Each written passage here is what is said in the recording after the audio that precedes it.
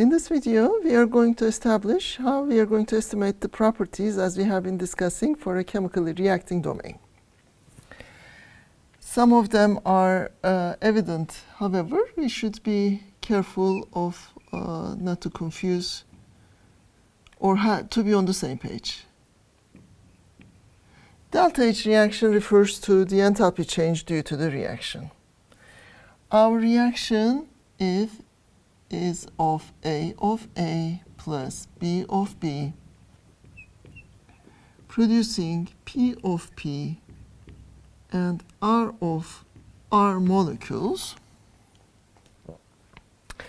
Delta H of reaction under standard conditions, and the standard conditions are 298 Kelvin, are available and tabulated. We can estimate the delta H of reaction through the available data and through the reaction stoichiometric coefficients. P times delta H sub F, referring to the formation heat at 298 Kelvin of P plus R times delta H F of R at 298 Kelvin minus delta H F of A with the stoichiometric coefficient of A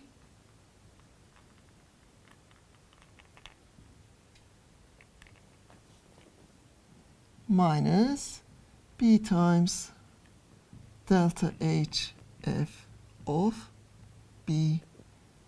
These are all evaluated at 298 Kelvin. Standard conditions, formation heats. So right now we have the heat of formation obtained through standard thermodynamic tables. However, we need to have this reaction enthalpy at the desired reaction temperature T. That evaluation requires that we invoke the state postulate or Born-Haber cycles. What are we going to do? We are going to generate a path that is going to take us through 298 Kelvin. We are going to start with our reactants at T.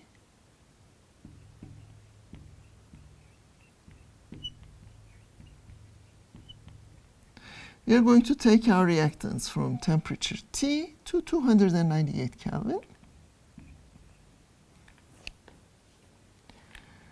We are going to carry out our reaction at 298 Kelvin.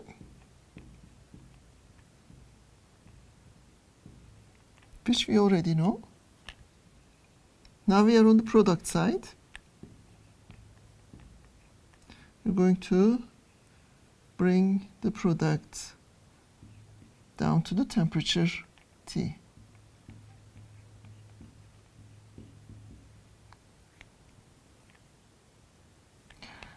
So, how are we going to take the reactants from T to 298 Kelvin? We are going to heat them up. Integral. Our reactants are A and B. We have A moles of A times heat capacity of A plus B moles of B times heat capacity of B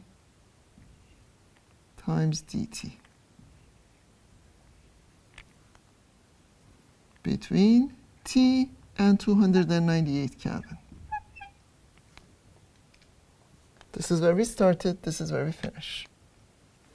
On the product side, we're going to repeat the same process. However, this time we have only products. We have P moles of P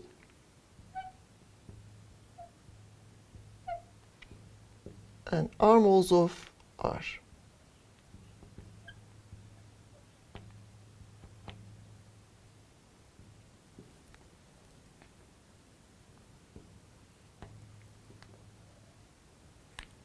dt integrated, this time between 298 and T. We have started at 298 Kelvin and ended up at T. As a result of this process, now we will sum up all those energy terms to get delta H reaction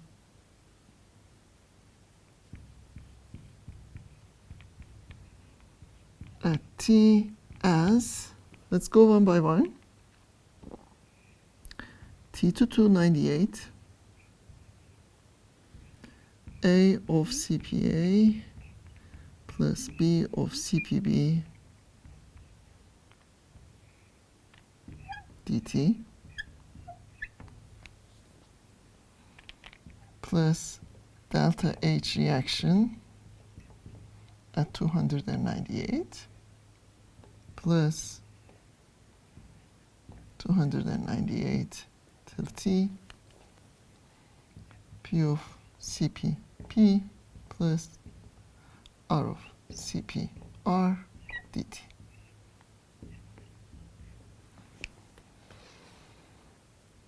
Now this expression is long and it looks complex, but in fact it is simple. If we combine those two integrals under one single integral starting from 298 going to T, we are going to have P of CPP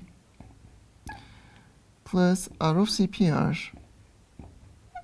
minus A of CPA minus B of CPB. And you may have noticed the pattern repeating here.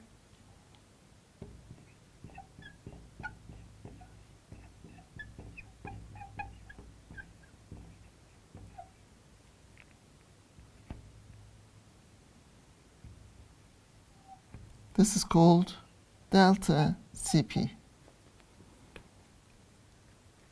the heat capacity due to the reaction. So simplified, this expression is delta H reaction at 298 plus integral 298 till whatever temperature is delta Cp dt. And this delta Cp heat capacity data are also available from the tables. So we have to also keep in mind and a good balance sheet for average heat capacities. The heat capacities are evaluated. Heat capacities are strong functions of temperature. And they are given in functional forms as such.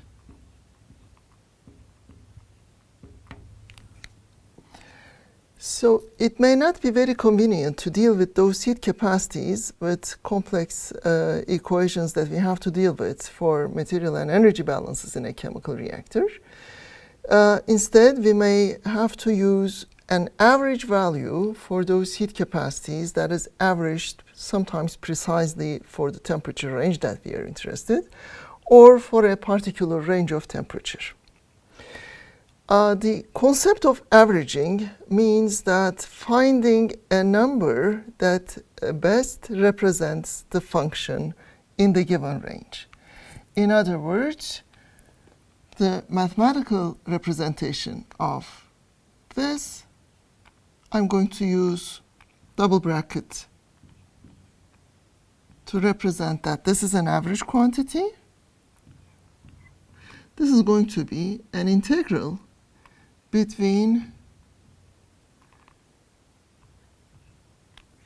an initial and final temperature, a temperature range of interest to us, this function integrated over temperature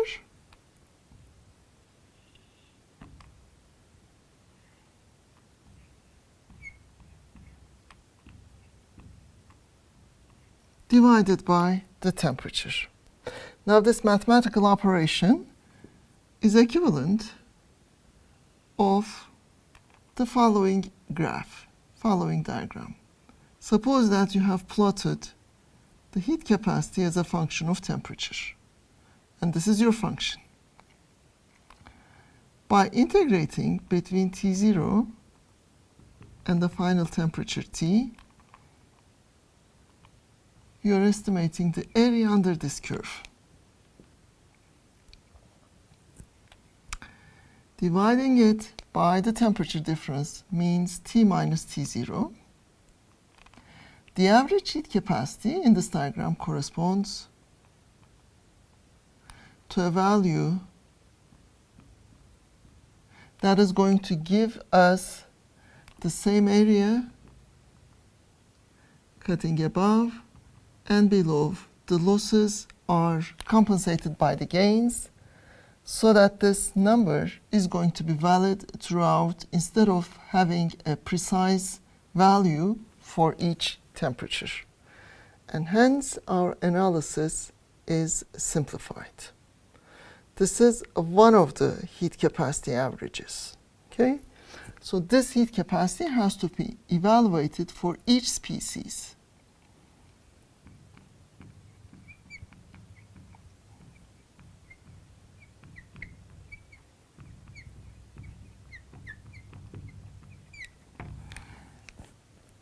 Now then, the next average heat capacity is for the mass average heat capacity for the mixtures. On this side of the problem, we're going to have a weighted average.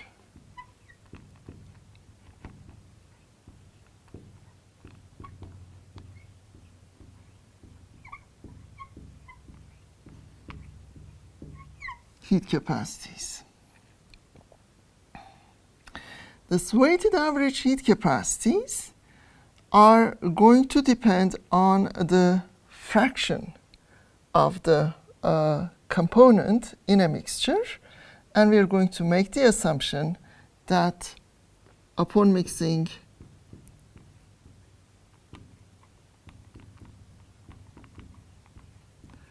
there are no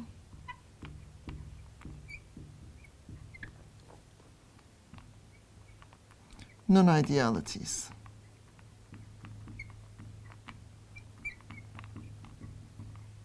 In other words, as a result of mixing, no endothermic, exothermic events have taken place. So, if there are no non-idealities upon mixing, the mixture total enthalpy should be a net summation of the enthalpy contribution coming from each of the species. Na times H sub A, Mb times H sub B, and C times H sub C. And enthalpy, as such, is represented in terms of the heat capacity multiplied by the temperature minus an arbitrary reference temperature.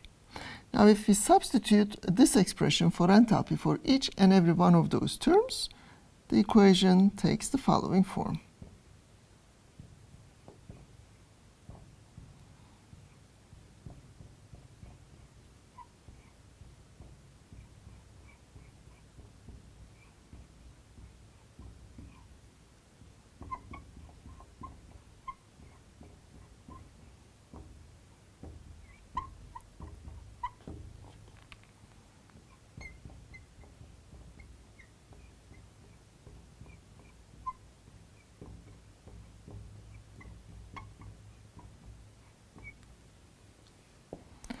Those terms are common small species and we cancel them out.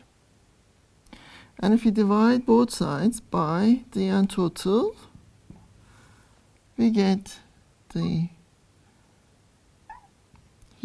average heat capacity. I will indicate with an overbar as YA times CPA plus YB times CPB plus YC times CPC. CP average, so let's write it here also. We had a mixture mole fraction, mixture mole feed mole ratio term used in our analysis. So I will also leave that form of the average heat capacity as well.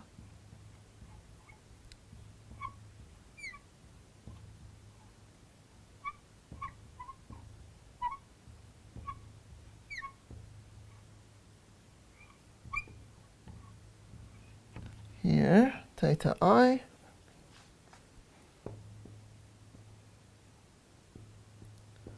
is the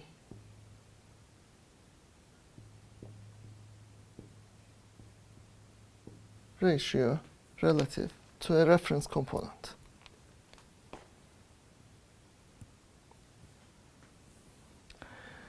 Now, the rules for the heat capacities also are valid for the constituents of the heat capacity functions if the functions are of the same form. If all of the functions are of A times T plus B times T squared plus C times T cube, you can apply the mixing rules for A, B, and C as well.